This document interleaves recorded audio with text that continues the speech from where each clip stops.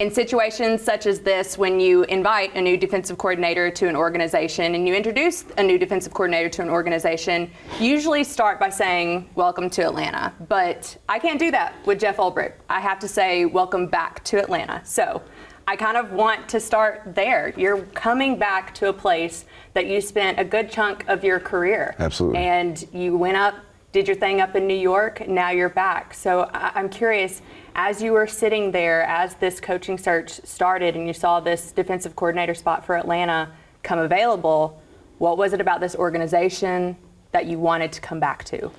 Well, it starts with the owner. Arthur Blank, in my opinion, is the best owner in football. Not just what he does for the organization, what he does for the city of Atlanta. Unbelievable, and so supportive of everybody in this building. So that was the first part of it that really attracted me to come back. And then Raheem is, and I've said this before, in my opinion, the best in the business. You know, he's that rare guy that is so smart but still has this ability to motivate and connect, and he just checks every single box, and it makes him so unique in that way. So to be a part of something with those two was just I couldn't turn it down. When you look at, this is first day back in Atlanta, and a lot has changed for you, but also for the organization since the last time you were here. I don't even think that this studio had even broken ground when you were here in 2020. So you're getting the chance to work with a new defense. There are still some familiar faces around here, Grady Jarrett, A.J. Terrell, but also a lot of new faces that play an important role within the unit. Jesse Bates, Caden Ellis. When you have been looking over this defense over the last couple of weeks, what stands out to you about the unit and what excites you about working with them? Yeah, I mean, you can see the fingerprints of Ra all over this defense as far as their style of play. There's strain, there's toughness, there's high-level execution. So you see the DNA of a really good defense and a foundation of what can be very, very good. And you already mentioned a few of the players. And this defensive roster is, in my opinion, it's got a ton of talent. And from everything I've heard, and I can't wait to get to know these guys, the character of the group is right too. So just so excited to get to know them all, start working with them, and this is coaches and players alike. This is new for me in a lot of ways, a lot of new faces, and I'm excited to get started. What's step one when you are coming in here and you get the chance to know the players, the coaching staff around you? What's the goal? The first thing you want to check off? Yeah, that is the first thing. Like, start to develop some relationships with not only the players but the coaches here. This defensive coaching staff, I'm not familiar with a lot of the guys, and that's a great positive, because it's just another opportunity for us to share different experiences, different scheme, different technique, and ultimately create something really special and new, and something that's never been done before. But the relationship part is the first part, because it's an old adage, but it's true that I don't care what you know until I know that you care. So developing some real authentic relationships across the board is going to be a big part of the success we have. When it comes to what you're wanting to infuse with the unit, what is maybe a word or a foundation that you want to lay very early on with this group? Yeah, and you guys are going to hear this from me a lot, and it's not just words to me. I know a lot of coaches have these sayings, and I know sometimes they become comical to the casual fan, but to me this is who I am, and it's going to be something I speak on every single day. I'm going to start every meeting with it. It's going to become part of the players as well. This idea of heart, mind, fist, which I kind of started up in New York, and I'm ready for this thing to fly here, is the heart piece is, like I spoke to, the connection piece, and us really getting to know each other on a deep level, building strong relationships that we're going to lean on in the good times and the bad times. And the biggest part of that is, like, how do you demonstrate your love and regard for the man next to you? Well, how hard you're willing to play, how hard you're willing to prepare. So the heart piece is very important. The mind piece is the high-level execution. It's how we teach as teachers, how we adapt to the new age learner. It's how do we reach every single guy, because everybody learns in a different way. And then ultimately, like on Sundays, having the highest level execution in the league, because we went so far and found out how each guy learns, and we connected to each guy. And then the fifth part is it's an obvious part from a football perspective of the violence of the game, but it's bigger than that. Like, I would challenge your department, like that we attack everything that we do. And that fist part is more of a, it's a mindset in how we attack every task every single day. And so heart, mind, fist it'll be the foundation of the defense. Very interesting. I like that. And you mentioned that there was something that you kind of started up in New York. And that kind of leads me into my next question about, you spend 5-6 years here in Atlanta. You go up to New York, defensive coordinator with the Jets, interim head coach this past year. Yeah.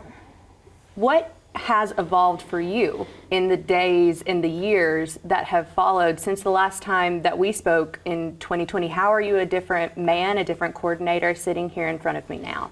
Beside the gray, the more gray in my beard.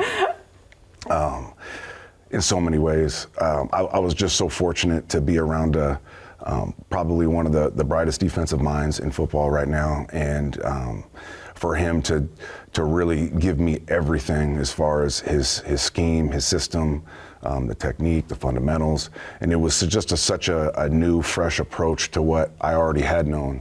So it was an amazing amount of growth for me in that way.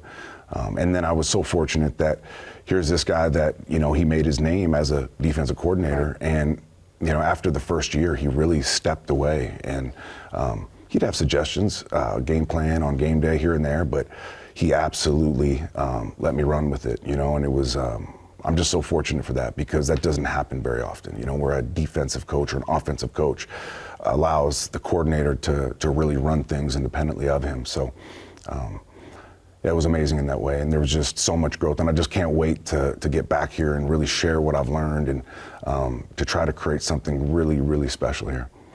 When you talk about having a head coach and the trust in the relationship, that matters so much, and you've already previously talked about Raheem. Yep. When it comes to what y'all's working relationship will look like moving forward, how much do you draw upon what y'all have done previously, and now kind of 6 years later, what y'all want to do together? Yeah, so that'll be the first 2 weeks here, where we're going to deep dive all the self-scout of what they did last year. Mm-hmm. So I get a good feel for the scheme, I get a good feel for the players, the roster, get to see what they did well, what they didn't do well, and then after 2 weeks of that, then we'll get in the lab, and we'll be like, all right, what do we need to eliminate? What do we need to add from our system that we had in New York? What do we need to refine? So it's going to be a really fun process, because ultimately we're going to create something that's very unique and that the football world hasn't seen yet. I think it's very interesting, because I think for any defensive coordinator, what's happening offensively is just as important. Absolutely. To put points on the board and make sure that y'all's team is collectively standing up and putting wins together. When you look at this team collectively and what's been put together over the last few years, what stands out to you? Well, it starts with the quarterback. I was fortunate. So I coached the Senior Bowl last year as the head coach, and Penix was one of my quarterbacks, and I just remember being blown away by the person he was, the brain that he had, the instinct, the physical skill set, obviously.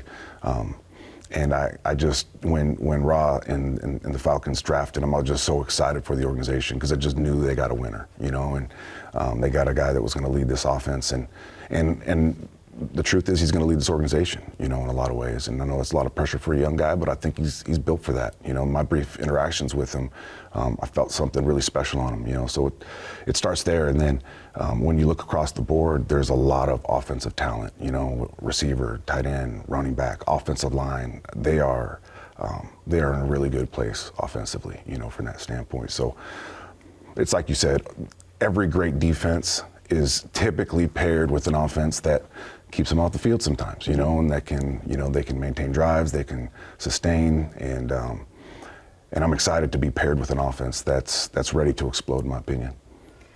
Final question, and I feel like it's the one that is most important for me to give you the opportunity to answer. And I say that because it doesn't happen very often that a coach gets the chance to come back to an organization 5 years later in a role that he was an interim in.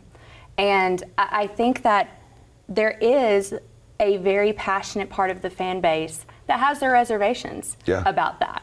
And I think it would be disingenuous for me to not say that. Yeah. So for you, I wanted to give you the opportunity to say, what would your message be to fans, to maybe that passionate group, about putting their hope and trust in you as the next defensive coordinator of the Atlanta Falcons? Well, ultimately, whatever I say is going to be words. You know, we gotta go out there and we gotta demonstrate who we are and what we're going to be about. But I'd say that myself and Raheem both, that time that we left was so critical, and in that time there was so much growth.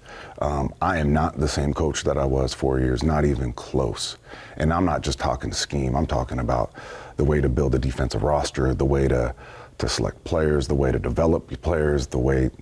And scheme too. So it's, I would like for them to know that it's a different human being. It really is in a lot of ways. Like some of my base fundamentals and the principles in which I live by and coach by are still strong and are the same in some ways. But there's been so much growth in so many other ways that guys like AJ Terrell, guys like Grady, who have been here and knew me as the guy 4 years ago coaching linebackers and interim DC.